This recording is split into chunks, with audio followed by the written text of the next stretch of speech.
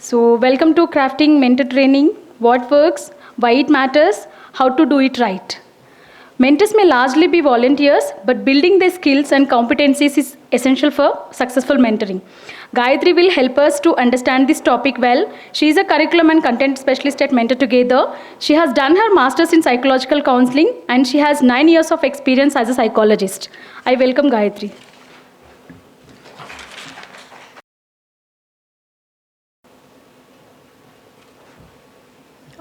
Thank you. Thank you all for joining today.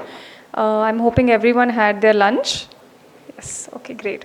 So you're in a mentor training workshop, and I'd like to quickly, from a few of you here, what sort of prompted you to attend this session? What were you looking at? What did you want to know, hear about? What interested you about this? Feel free to just, yes? Okay. Okay.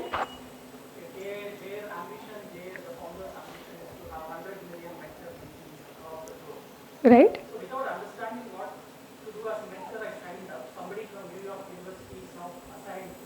Right.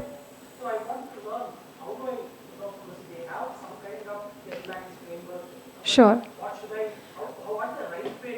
Okay. Oh, great. Okay. Okay. So the role of mentoring, how to go about it.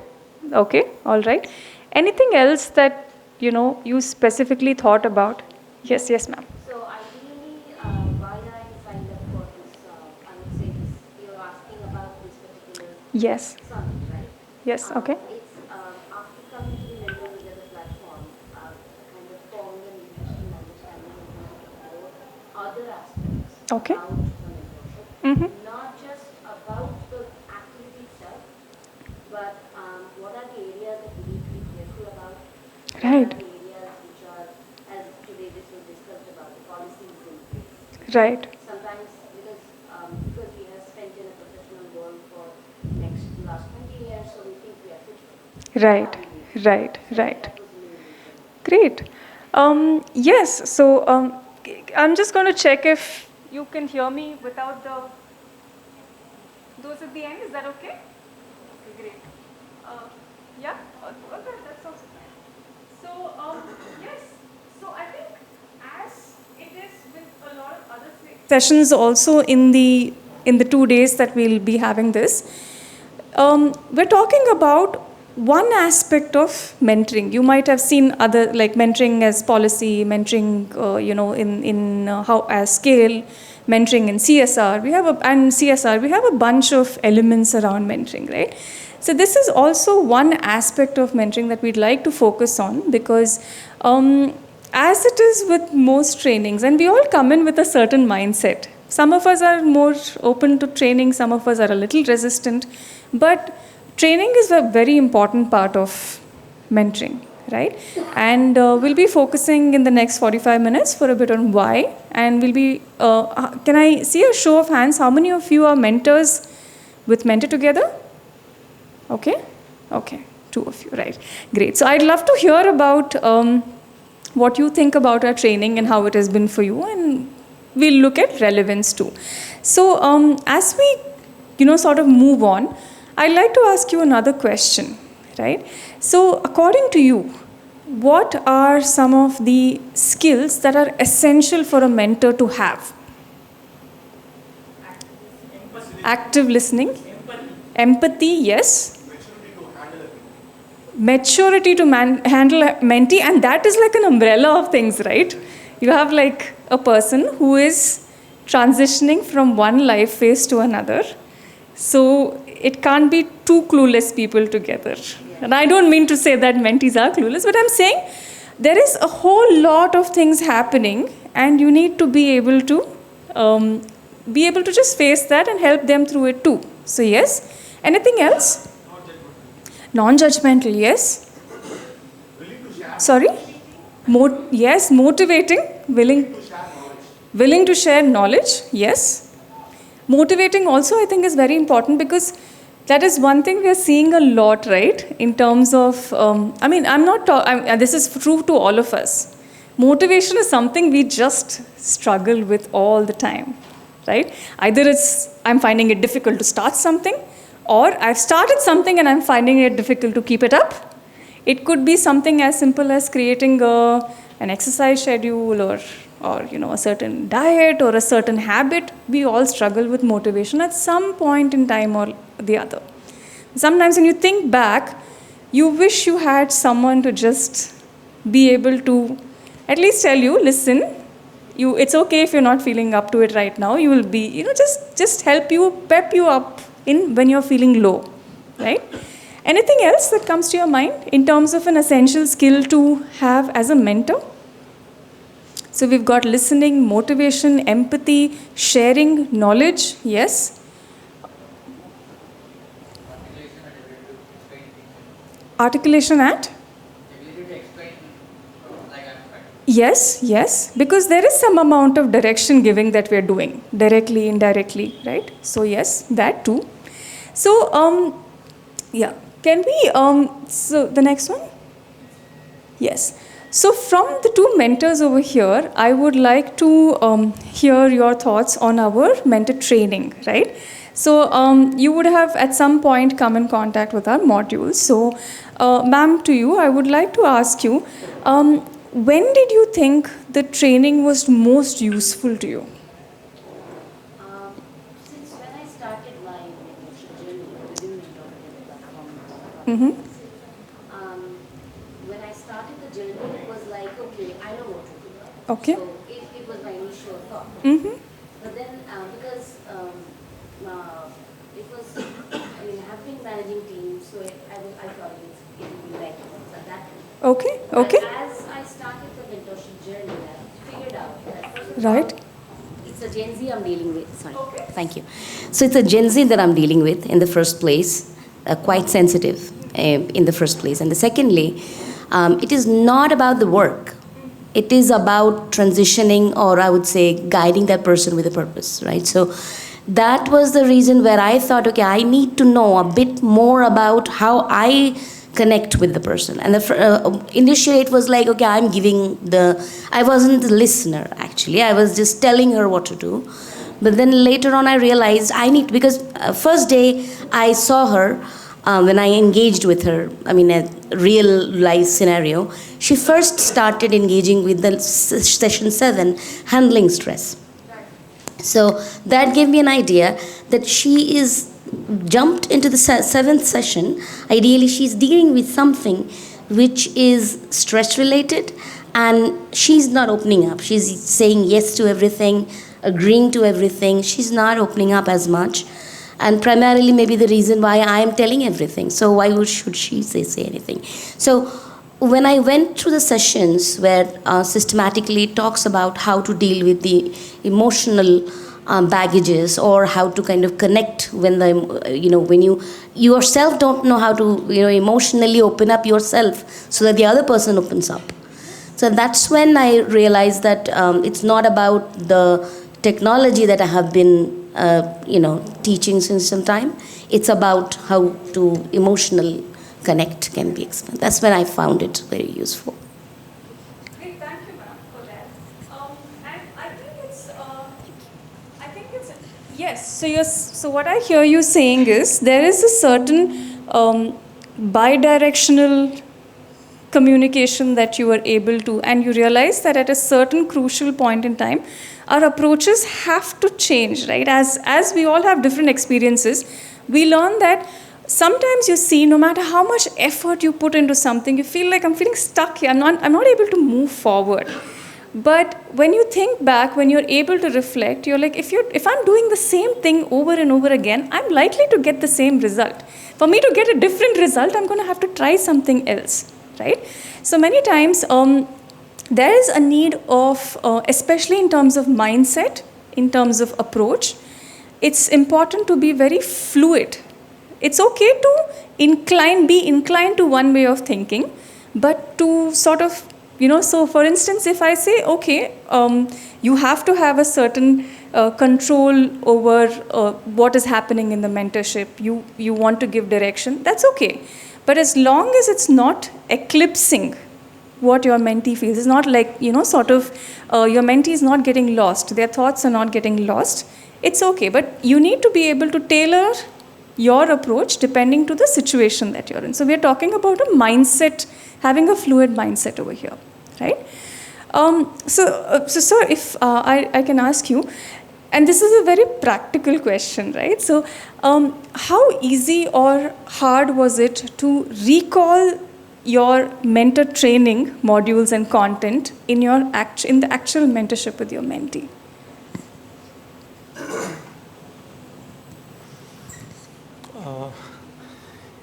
Here, what we used to do is, I used to ask the mentees to explain me first before me explaining the things.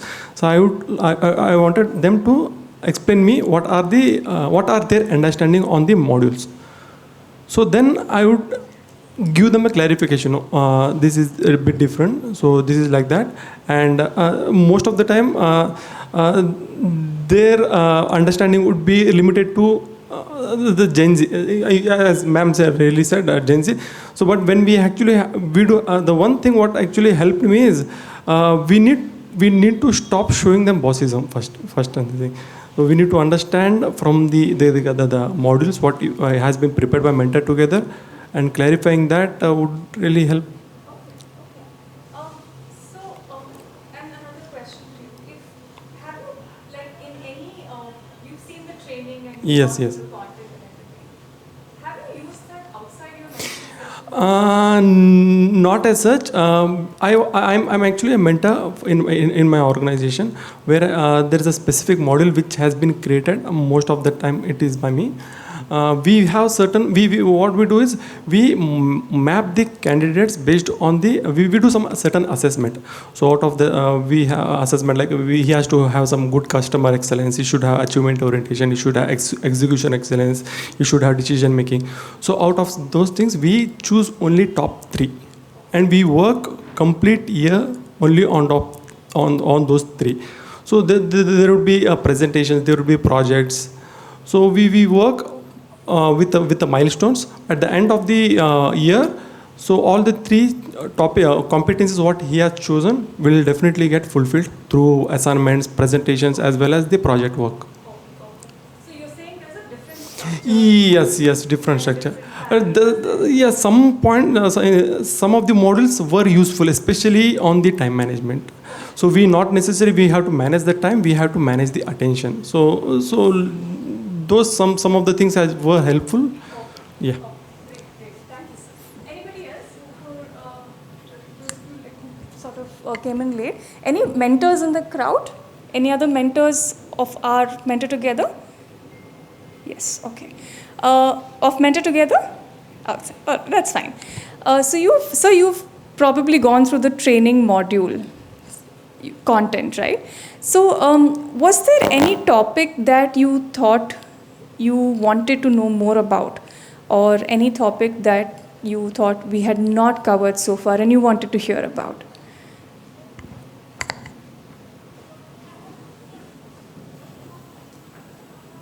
Hello. I have seen the course curriculum development over many years. So if you ask me today, are there topics or the content which I would like to see differently? Possibly that's a very limited point of view. I still feel some of the courses around the emotions is most loved by the mentees when we discuss it about the emotions. And I think somebody talked about the time management or setting up the goals. So they still work well. And there are areas where the YouTube videos and some of the examples and videos we have shown, I guess that could be further simplified with a lot more examples, because when mentees see a case study which is explaining the concept, that makes them much easier for them to relate and understand than just going through the theory. So many times my conversation with mentees are where they don't understand the theory part of it, the frameworks, but with the videos, with the examples and case studies, it becomes easier for them. And in terms of the mentor training content, the content that you go through as a mentor?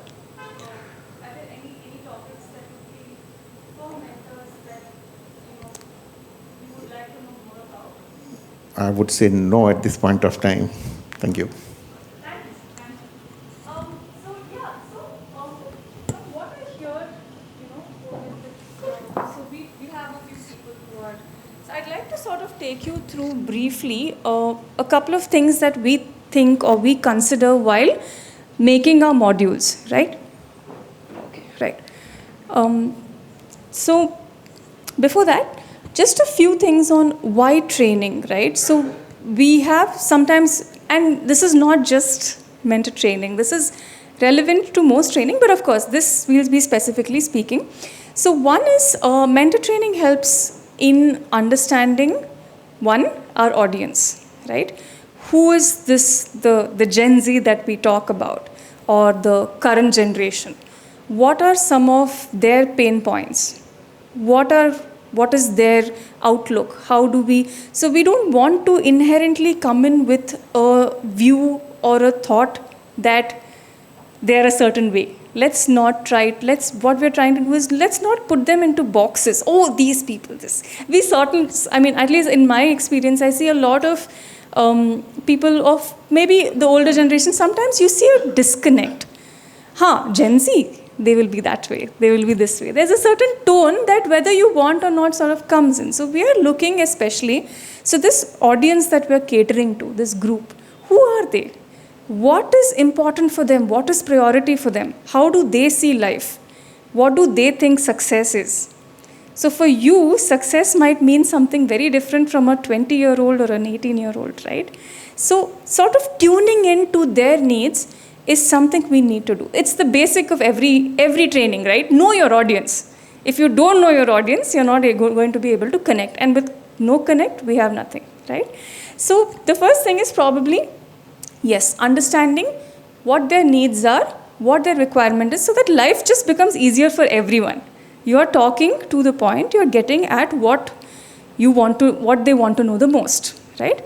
And especially with this generation, we see that it has to be quick, right? They prefer it to be quick. They don't have a lot of time or attention. There's a bunch of things that's going on, so let's just get to work, right? The second thing is, yes, as mentors ourselves, so sir, they're definitely very rightly mentioned, sometimes I may have all the intention, good intention in the world that I want to help. But what is it that is required? How should I help? What am I going to have to, when I'm committing to something, what is required of me? How many hours do I have to put in? What are some of the issues I can face? These are real problems, yes.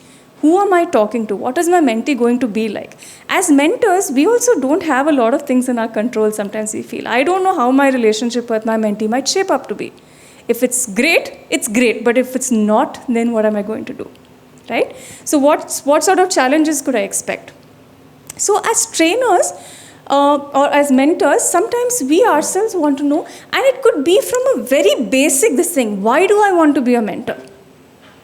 Why? It can be anything else. Why do I want to put this 2 hours or 3 hours of the week into this? If I want to help, so understanding your motivation as a mentor is also that important, right? So mentor training sort of helps you tune into your side. So why am I doing this? And how committed am I? How ready am I? How much information do I have to start going? And if you feel you're not ready, you cannot commit, or there is some gap in knowledge, I want to know about this, yes, we'll have to go and find those answers, understand what it is that we want to know, right? So what research says, of course, and we've seen this across the big brothers, big sisters of the mentoring that happens in the US. So they say that what research says is that when mentors are trained, as opposed to programs that have no mentor training, programs that have mentor training are, one, more structured. Second, mentors have a clearer understanding of what is expected out of them, so they're more satisfied. So they know, okay, these are my responsibilities. Rather than saying, okay, you're going to meet this young person, make the most of it. Or make it count. So we've seen programs which have very specific structures. They just have clearer expectations, clearer outcomes. So you know where you are at things, right? Now, once you have that clarity, naturally you are able to be a lot more productive, a lot more. And we've also seen that the more clearer mentors are, the better, the more they tend to connect and they commit also. Okay, this is something I can do. So we are seeing better retention also. If you don't tell them, people, what it is that you want out of them, what is expected, how much they should commit, they will not be able to do it. And in the beginning, while everyone is high on energy, as things go, you see, and you have no way of actually reinforcing and helping them pick themselves up also, right? So research shows that with mentor training, there is more satisfaction, and just the same, there's more retention also of mentors. So mentors tend to stay longer in these programs, right? And yes, sort of, actually, there's also a very selfish interest that programs have. You know, in terms of mentor training, you also understand a lot about your mentors. And these are things, you know, sometimes, you know, it's not about what we say about ourselves or what someone says about us. It's about how we carry ourselves or behave, right? So everything you do in terms of how committed you are, so you come to know through training. So is this mentor likely to stick? Has this mentor been, responsive? Have they gone all the way? Have they gotten stuck? And when they get stuck or when they face a challenge, what is there? So there's a bunch of things we understand about our mentors. And along with that, there's also things like the mindset of the mentors, right? So if I'm looking at a bunch of prospective mentors, what is their mindset? So if I'm going to develop a training need, I'm going to have to understand what is their mindset like? What are their needs, right? And this is like an excellent chance to pick up any red flag that you might see, right? So if, for instance, mentors have a very authoritarian or, you know, they like Sir mentioned here, bossy. If there are people who still subscribe to the thing that the mentor should say, the mentee should listen, then we don't tell them you can't do mentoring, but we sort of tell them, see, this is not how it works. Not because we are seeing it, because we have seen it. Right? And we've seen that this is what works. See how you want to use this information. So this is also a good time to sort of look at how mentors see mentoring themselves. Right? And if there is something that has to be changed, change it right at the beginning. Otherwise, you'll have to be undoing a lot of stuff. Right? So, coming to, so a few things like I was saying about what mentor training, what do you keep in mind? What do we think about when we do mentor training? So this comes from, I don't know how many of you were sitting for the opening plenary, but Arundhati mentioned, our CEO mentioned something about instrumental and developmental mentoring. So generally we see that mentoring happens in two, I mean, they say it's sort of categorized into two kinds of, you know. One is where it is instrumental. Basically, the mentor is an instrument or a way that helps the mentee achieve certain skills or reach certain goals, right? Now, so the focus over here is more on the skills that the mentee is, the skill like, or the target or goals that we're looking like. It could be time management, it could be skill building, right? So that is one kind of mentoring. Developmental, on the other hand, is more of,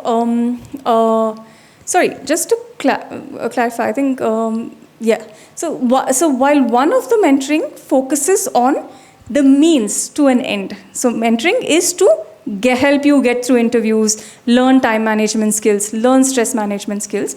There is another kind of mentoring or another side of mentoring which says, mentorship is not all about that. It's just about the relationship between a mentor and a mentee. And what you make out of it is the end in itself. So if you have a good relationship, it can go places. And your mentee can do really well in life. But the focus more over here is on the relationship between the two people, right? So ideally, they say a mix of these two formats is best for training. So your topics, what we generally pick out, is a mix of some of the relationship building things like rapport building, like motivational skills, right? And a bunch of other things like goal setting, time management, stress management, things that are concrete to achieve, right? So both, in a way, we are attending to both the needs, the relationship itself and the goal also, if somebody wants a more concrete goal, right? So, right. So when we look at, can you go to the back slides? Okay, so this is a question open for you all. We see mentoring in phases, right? So once the matching, or at the time of matching, this is the pre-match phase, where mentor and mentee have still not met each other. And they're, you basically as a mentor, you're waiting to meet your mentee. And then there's the matching phase, where mentor and mentee are matched, right? But they still have not, it's still very early on. This is still, the sessions have not started. Then there is the early mentorship, where we see that this is in the beginning, right? And the during mentorship, during the course of mentorship, and the end of mentorship. So if I were to ask you, at the very beginning, can you think of what skills would you require as a mentor who is at the very beginning, who is not pre-match? This is basically the pre-match skill, the stage. What skills or what things do you think a person or a mentor should know? Yes? Must be welcoming, okay. Calm and patient, okay. Yes? Empathetic, yes. Ready to spend time, okay. Unlearn and relearn, all right, yes. This is at the very beginning. Sorry, what counseling? Okay, okay. Can you clarify that a little more? Counseling about the weakness and strengths of the students. Okay, okay, yes, all right. Yeah? Yes, yes. So this is some of the things that we need to check for at the very beginning, right? So what about when mentor and mentee are matched and they're about to, or this is at the early mentorship stage. They've had a few sessions. What are some skills they would need then? Language matching. Okay. Okay. Effective communication. Communication, yes, very important. Yes, rapport building, right? Like a huge part of our we just don't dive into, you sort of ease in. Yes, then? Motivation. Trust building, motivation, all right, okay. Yeah, pretty much, right? Basic communication skills, whether it is empathy or listening skills or, making a connect. This is very important in the early stage of mentoring, right? What about the middle stage? So you've had maybe 5-6 sessions with this mentee, found that, okay, you have a certain reasonable rapport with them. Then what do you think you will need? Understanding the mentee needs. Understanding mentee needs. Okay, yes. Ma'am? Proper guidance. Proper guidance, okay. Guidance. Confidence, ethics. Ethics, very important, right? Then? Yes. Incidentally, listening is something I think we require throughout, right? Okay. Anything else that you see, okay, this young person has been talking to you, has started sharing a little, have a little context of their life and their, yes, sir? Yes, yes. Alignment to the goals. Where are you at? Am I able to sense or understand? Am I making sense? Yes, just aligning, understanding their alignment to their goals, understanding your alignment to them. Then? Trustworthy, all right, yes. So some amount, so basically at this point your mentee has started sharing with you, right? So you need to understand, one, how confidentiality works. Second, that is confidentiality, what if they are coming and telling you something? How do I say that? How much And what is your stance in that story? Do you keep it to yourself? Do you share it? When do you share it? And on the other hand, we have self-disclosure also. As a mentor, how much can you talk about your life and your... Because remember, we decided that this is not a unidirectional thing. This is a bidirectional. So how are you going to communicate if you are not going to talk about... So some sort of, right? Anything else that you think during mentorship you would need? I think there are some very important ones.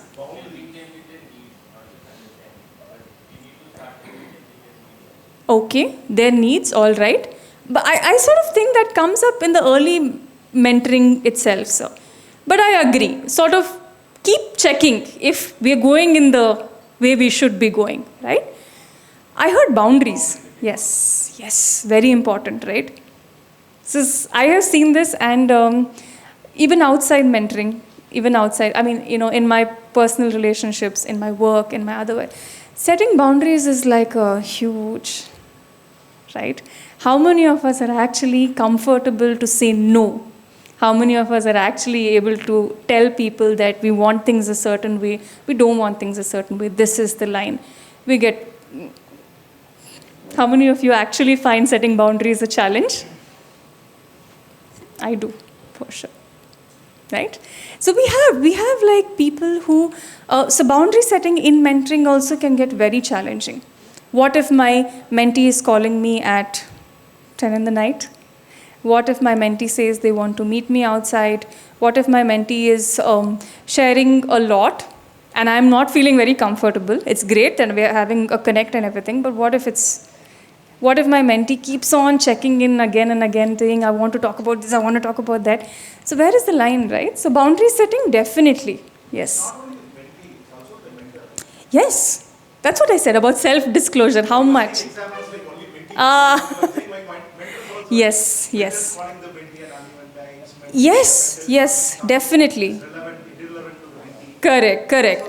Correct. And it can as simple be as giving advice that they didn't ask for. I think I'm the mentee, I'm going to tell you and you're going to, no, maybe I didn't ask for advice. Maybe I just want to vent. So definitely yes, from the mentor too, right? From a mentor point of view, it's easy to say no to the mentee. You cannot do it. But from a mentee side, it's very, very hard to say a no to a mentee. Absolutely, yes. Because whatever we say, however we broad-minded we want to be, even today, I don't know if it's the age thing or it's a cultural thing, we still have that, authoritarian sort of thing. Yes, sir. I think all that is changing. I will quote two examples. Perhaps in settings like this, it may be what he says may be correct. See, I have done coaching for the #1 data analytics institute in India, right? And also coaching in CAT coaching centers and all. There also there is a mentor-mentee relationship. And as you were speaking, I was relating to that. And there is a yawning gap between what you are saying and how those centers operate. Just because the stakes there are very high. For example, in this #1, I won't name the company, #1 data analytics center, what happens is that, there are WhatsApp groups that are given to the students upfront, and there is somebody outside the door who takes care of 3-4 classes like this, which are happening in a center like this, right? So you say fundamentals of machine learning, you start teaching, right? And somewhere the mentor also senses that he is being gauged, right? WhatsApp messages are live being passed across, and payments are made only when they make a certain cut on the ratings. Now, that's extreme. That's the way Narayana operates, Chaitanya operates. I'm talking about school level, 11th, 12th, JEE, data. So wherever money is there, wherever the stakes are very high, the entire philosophy changes. Right. And everything is driven by the kids today are very smart. I'm paying you money, so you better give me what I want. So there the mentoring approach is like subject. Yes. So all that we are talking about here is, like you said, the relationship is important. Right. What goes between subject is irrelevant. Yes. But in the Indian context, what I'm saying is that the subject comes from. Yes, so exactly. So it could be either, that's very true, sir. So it could be either, like we said, it's either instrumental, the focus could be on the relationship, or the focus could be on a certain topic. One could drive the other, and there's no right way about this. There's no wrong way or right way. It's just the way it is. But yes, in our work, and we've seen that too, where mentees are very proactive, but there is also this where mentees do hesitate to say a no to the mentor. Ma'am, ultimately, it's the stakes, no, ma'am. In Sure. For example, in Huh. corporate, my first mentor, other than the boss, they would have a mentor designated. Like Now, that person expects that their philosophy, every mentee or a fresher should be pushed to the wall till they are like, putting in 60, 70 hours in the software industry. Even Right. that may happen. Right. Only when they go and cry, they say that with blood, sweat and tears only we do everything. Only when they go and cry in front of the mentor's ego will be. That's the culture of the organization. Right. That's So- again because, am I getting the return on investment of how much I'm going to put in? Yes. Right. No, once, there are many people I met in this forum who have compromised from corporate careers and come into Correct. NGO. Absolutely. Yes. And they are giving a sigh of relief because they say, oh, I'm so glad. But again, caveat there, they are from relatively well-to-do families where suppose Yes. plan B is there. Yes. Suppose there is a poor person, he doesn't have parents or poor parents. Fair enough. I have gone through the suffering. That's why you can see it Right, on the amount of intensity of emotional distress. Right. So it's crazy here. Right. Ultimately, what defines the whole thing is what is on the table. No, absolutely. Definitely. There is always something that drives us to do what we do and take the decisions that we do. And there's no justification on that. But what I'm saying is mind shifts are changing, whether in one direction or the other. But the thing we need to remember is the ideas or the mindset we have today is not something that was built over a night. This idea, this mindset, this approach has also come over many years, many generations, many experiences, and it's been built. Now to change this, what we'll need to remember is, to change it will also take some time. And to change it will also take some conscious effort. If I'm not okay with something, I'm going to have to do something to actually consciously change that, right? But it will take time. So especially when you're talking about a mindset shift, right? So moving on to the last stage of, and any other thing that you think during mentoring skills are important?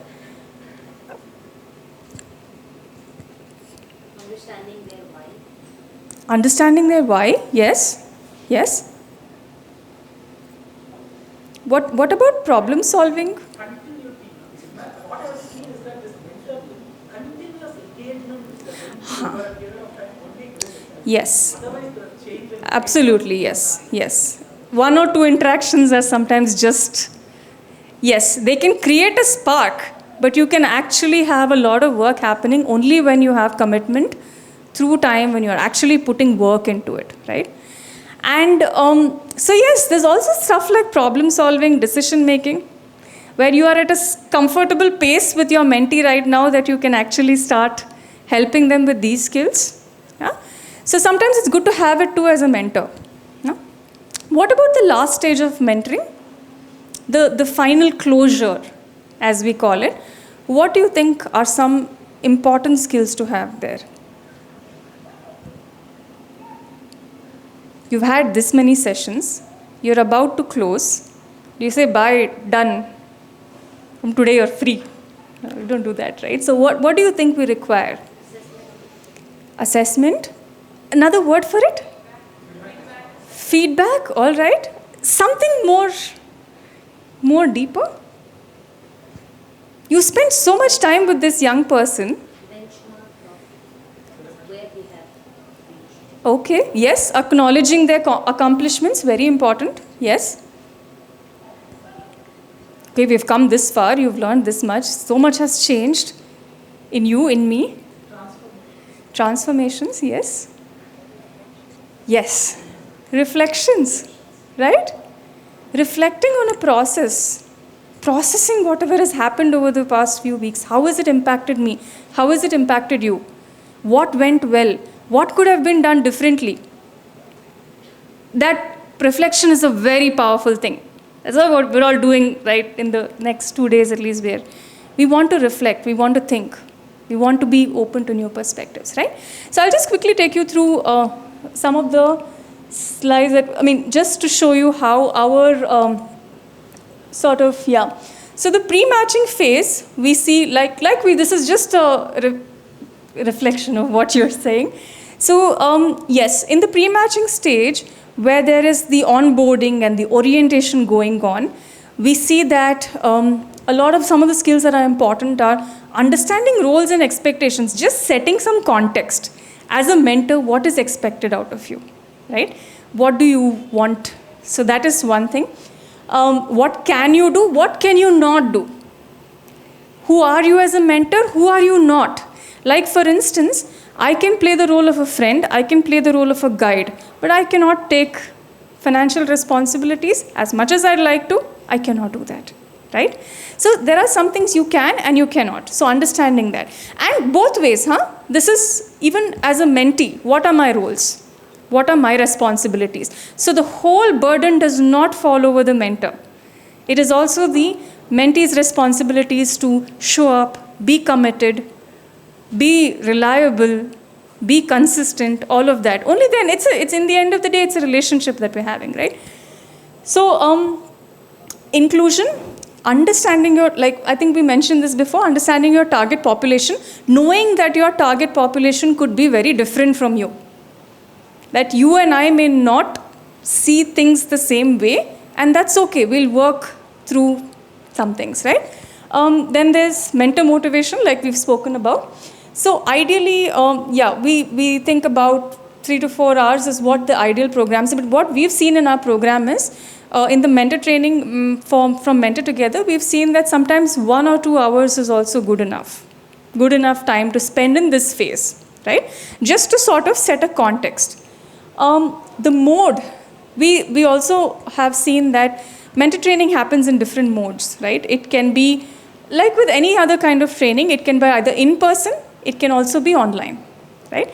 So if you are having the nature or the trend that we are seeing is, in the beginning, people tend to be comfortable with more self-paced learning modules like webinars and content that they can go on at their pace. But as they have more mentorship, more experiences, they sort of like to interact with other mentors. This is what we've noticed in our program. They seek peer, okay, has this happened to you? What did you do? Or, what was your experience? So as we go through mentoring, we have a set of experiences, and we would like to share those experiences and learn from others' experiences. So we've seen that there is a switch. People tend to benefit more from peer learning after a point, right? In the second phase, where we are at early mentoring, that is at matching, you've matched, you've finished a queue, this thing. Positive youth development, PYD is basically what works, right, for youth.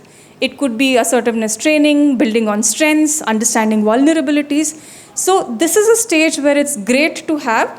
So in the first stage, we have had some context and some idea about myself. Why do I want to be a mentor? In the second stage, we're talking about what do you need, or what your language is, right?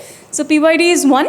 Then we have communication, rapport building, ethics, and cultural competency. So in cultural competency is what role does culture play in our. So if I have a mentee who is from a rural background or a rural area, their idea of roles is be very different from a person from an urban thing, right? In an urban setting, we tend to see a little different kind of relationship. But in rural areas, still they might not be very comfortable with, authority. They might still see you in a place of, right? So just being aware of who your mentee is and what are some aspects or what are some things that could affect your relationship with them. If you're not aware, then you will be caught off guard. What just happened? What went wrong? What did I do? Did I say something wrong? So it's best to just be aware of how we are what we can expect out of a certain interaction or a certain group. The duration over here is about 2 to 3 hours. They say about this much time is good to spend in this stage on training. And of course, again, it's self-paced modules like in the beginning of mentorship. So, yes, when we look at, yes, during mentorship, we have a bunch of things that we've seen works. One is problem solving, providing and receiving feedback too, both. So as a mentor, how do I give feedback to my mentee? I can't criticize, right? I'm going to have to give them constructive feedback. So providing as well as receiving. As a mentor, a lot of us might not be, and not just as a mentor, generally, we might be uncomfortable with people disagreeing with us or telling us that this could have been, So when it comes to feedback, we all get a little sensitive, right? So just receiving feedback is also a skill in itself, right? So talking about that, resilience building, very important as a topic, because in the end of the day, your mentorship will last for as long as your interaction lasts, but that might not be forever. What are some skills that your mentee can have to deal with their life on their own? That is what is the part of being an enabler, right? So that is very important. Crisis management. At this point, you might come across many, problems or issues, challenges, roadblocks. How do you manage it in your mentoring?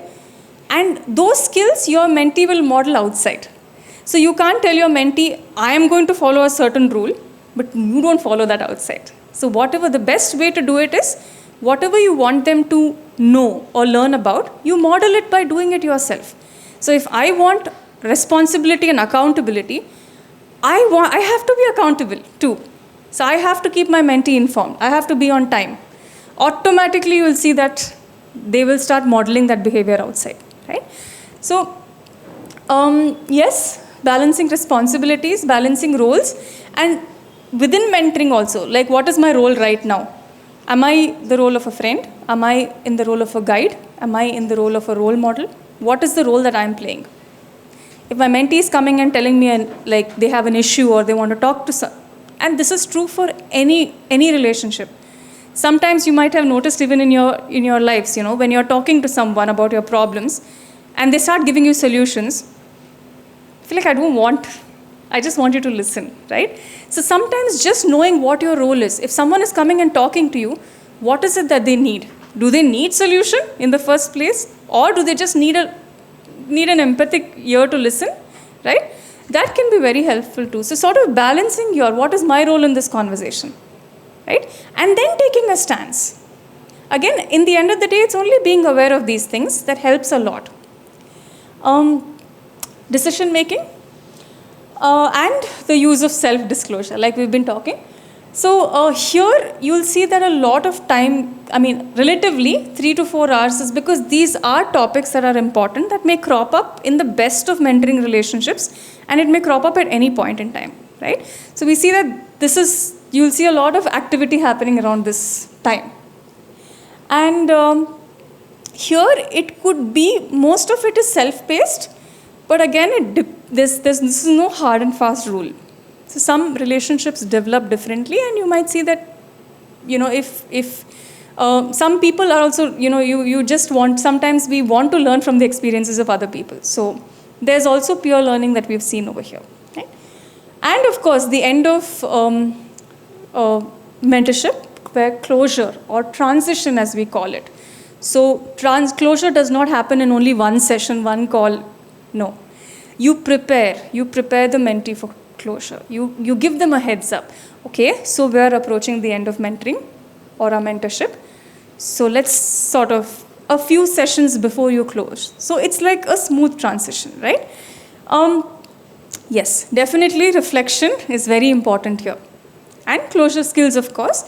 1 or 2 hours is good enough, what we're seeing. And while this is online, and again, these two, we've put down self-paced because generally that is the, people just tend to self-paced content goes well. But we've seen that in these 2 phases, people learn a lot through peer learning, right? Peer interactions.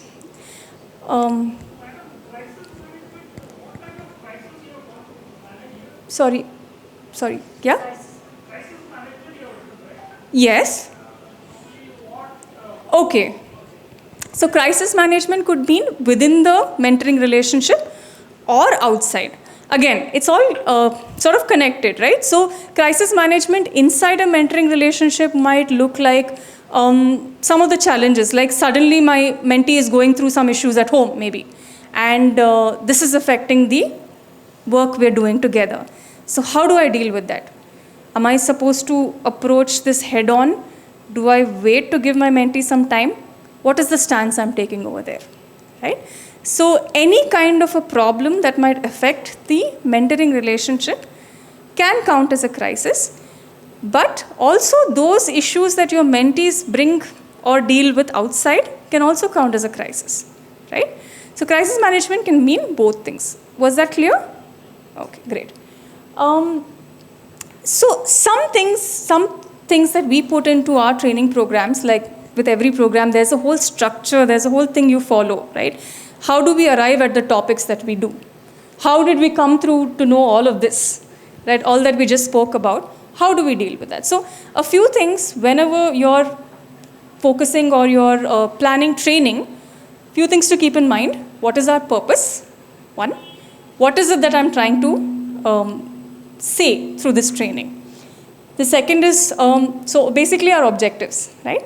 Second is, who is our audience? Like we said, if you don't know your audience, you're shooting at a black cat in a dark room. You don't know. It's a hit, it's a miss, I don't know what I'm doing, right? So knowing your audience, knowing your objectives, these are like basic things to think of. What are some of the challenges they face? You're going one level deeper, right? And yes, after that, yeah, what is the success of my training? So I understand that there are some challenges. How is my training going to address this? So it's not simply enough if I identify challenges. I need to actually work around or a way to deal or help people deal with those challenges, right? So what is my training? When am I going to call it successful? If a person has learned this skill, or if a mentorship has lasted this many sessions, or if there is lesser mentor dropout, or if there is more sign-ups, or if there is more mentee engagement, what is it, right? So just defining, so success can mean different for each one of us. So here, even in training, we are sort of defining what is it. And that is a very important part, because we realize that we can go on. You need to have a point when you say, okay, what I have planned, what I wanted to achieve, I have achieved. And then you sort of go to the next, right? And yes, practical resources.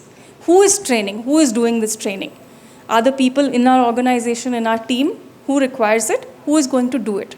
Sometimes internal training works well. Sometimes you need to bring external trainers. So you have to sort of understand what are the resources that are at my disposal, and how, if I put a training module, this thing, do I have the resources to actually make this happen, make this work? Execution, basically. We've been talking about planning all this while.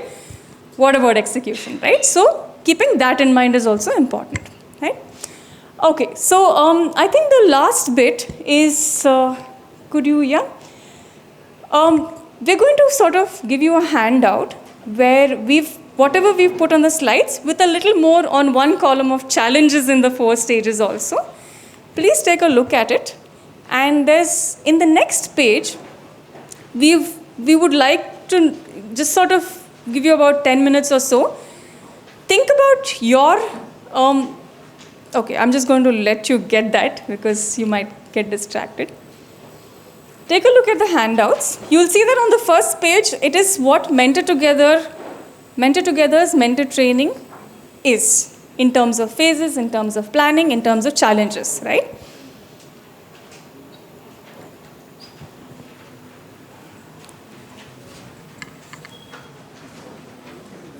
Yes, sir? Will the same goals be aligned for school children? I suppose if we're talking about the same population, this is a population of youth we're talking, between the ages of, say, 16 to 24? School children, I think 6th grade. So one way is, yes, the parameters of, so you might see that the age has also shifted over days, right? Like the age of so-called puberty is also sort of pushed. So 6th grade is 13 years, I think, right? 11 years. So they come into teenagers. Some of it will be definitely applicable to them, right? Because you're still talking about rapport building, you're still talking about, a sense of clarity and all of that. So,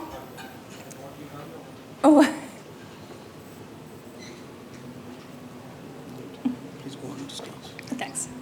Right. So, if you look at the handouts that is given, it's on the first sheet, you will see that this is Mentor Together's training module and how we go about it in the phases, right? In the next sheet, if you could just take about 5 to 7 minutes and sort of think if you are a part of mentoring and training, how would, and you can use it to your work. If not, just hypothesize that you are developing a training design for a group of mentors. How would you go about it? You have a frame of reference in the first sheet. How would you go about developing your own design? Is there something you do the same? Is there something you do differently? You can just take about 5 minutes or so. Is that enough? Yeah, 5 minutes to just jot down. And then we can probably, if it's the same as, that's okay. But if there's anything differently you would do, we'd love to hear that. Okay, so I'll just sort of check back in about 4 to 5 minutes. That okay? It's as a mentees we have to fit this, or as a mentor we have As a trainer who is building for mentors who will be, so what we are doing over here. So you're in the place of a as a trainer we have to fit. yes. How would you train your mentors? Yeah. Yes? Yes, sir. See, the thing is like the training which we are saying, is it going to be an ongoing process completely till the closure, or it's going to be about starting itself, all their phases? Yes, that's a good question. So generally it is phased out. It is phased out. Training, yes, it's a very good question. So we have a model called just-in-time training, right? Because it's very possible that if you give all the training in the beginning, what if my mentoring session happens 3 months later? I might have the intent, but I might not remember a lot of my training, right? So what we do is we do a JIT or a just-in-time training, which goes according to these phases. So in the beginning, we do some topics, in the middle or just after. So whichever is relevant to you at that stage of mentoring, we go ahead with that. So during, we do a few topics. At closure, we do. So if I do the closure thing in the beginning, it might not be that effective, right? So it's phased out. Is there any evaluation of the mentors based on the training? So as of now, we do not evaluate, not in the hardcore concrete mark or any sort of marking sort of sense, because in the end of the day, training has to come voluntarily, and you add too many, yeah. When you train, Huh? at the end, we are going to judge them that they are okay, or is it like they're not going to, Huh. or anything like that? Because the training you're providing, they must be in a position to take it, right? Right, right. See, some might feel like this is not needed for me. They Okay. might back off. Okay.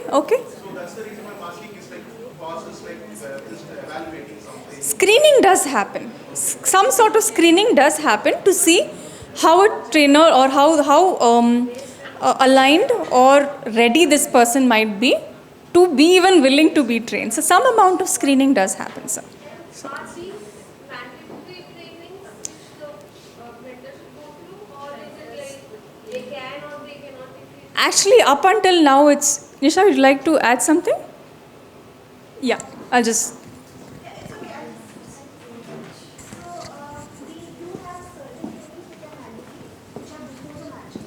So once they clear all of that, they become, sorry. So we have a couple of trainings which are scheduled before matching. So once they complete those trainings, which are the basic things about, understanding your mentee, how you can speak to your mentee, things like that. Okay, once they clear that, that's when they actually become eligible to be matched to a mentee. So that is mandatory. After that, we have a set of different modules that the mentor can go through during their time of mentorship. So those are, like modules they can refer back to in case they are stuck with something. Is there any eligibility criteria for a person to be a mentor? Yeah, a couple of them. First of all, we have a survey, right? What mentors fill out and then what mentees fill out. So obviously an algorithm matches them. First of all, based on their interests, their field of work and all of that. That is one thing. And after that, like I said, mentor has to complete 3 modules which basically talk about the essence of mentorship, their role as a mentor, and what they can expect in their mentorship and all of that. So once they complete these 3 modules, that's when they become eligible to be matched. And any criteria on work experience? I mean, do you have that as a eligibility criteria, at least 5 or 10 years of work experience? No. We have very young mentors also and very old mentors also. Yeah, it's like a huge range. Okay, last question. Do you keep checks in between how the sessions are going on? Is there Yes. monitoring happening? Yes. Yeah, so that's something I wanted to talk about. So we don't really evaluate mentors, of course, but we do have quizzes, okay? And we do check back and see how they have been faring on their quizzes. Okay, so we look at the quality of their answers just to get a sense of whether they have understood the modules, whether they are, okay with it, things like that. And apart from that, we also have regular connects. So there is like one pair manager who is assigned to every pair of mentor and mentee. And they have regular connects with these people. With both mentor and mentee, yeah. So that is one thing. Apart from that, we also have something called as fidelity checks. Okay, so once mentors and mentees, they go through their mentorship curriculum and they complete sessions, as and when they are doing it, what the pair manager does is, they again connect with them and they tell them that, you completed this particular session and the mentee wasn't really giving, the kind of answers that we would want the mentee to actually give, right? So what is the problem? Is there something that the mentee is not understanding? Is it something that you would want the mentee to take through again? These are the things that the person checks. So we call it fidelity checks just to see, how the intent of the sessions and the curriculum is actually being used properly. How often that happens is that it's a 4-month program. Yeah. So then, is it a monthly check? Connects are monthly checks, yes. And fidelity check is done after each session, just to see how they are fared on their quizzes, yeah. I hope that was okay. And the content that you provide, mentors have to follow that, or they can add their own experiences, modify the content? Yeah, so the content that we provide is basically to give them like sort of a guidance of what they can discuss when they meet their mentees, right? Apart from that, they can do what they want to do also, because we have some unstructured sessions as well on the app. Okay, so in case they want to discuss something which is not there in the curriculum, they can still go ahead and do something like watch a video or do an assignment and just tag it over there saying that this is what we did because this was the intention or this was the goal. So yeah, we have both structured as well as we give them some space to do their own thing.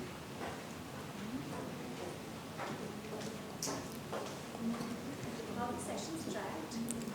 Are they happening regularly? The pair manager, yeah, The pair manager. will track it manually, yeah, actually. We do have like backend dashboard that is created every month, but apart from that, the pair manager also checks in.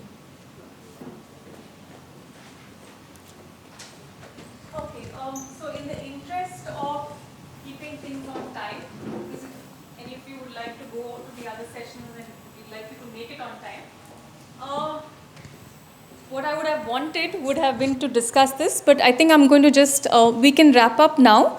But if any of you would like to stay back and have a chat, that would be great, right? So thank you all for being such a patient audience post-lunch. So I hope you enjoy the rest of the session. So if there's anywhere you would like to go, any other session, please go right ahead. And if any of you want to stay back and chat about something, that's fine too. Thank you so much. No, the handouts are for you. Please keep that for yourselves. We have a memento for you. Oh, I think there's a formal closing of the session. So if you'd like to stay back for that.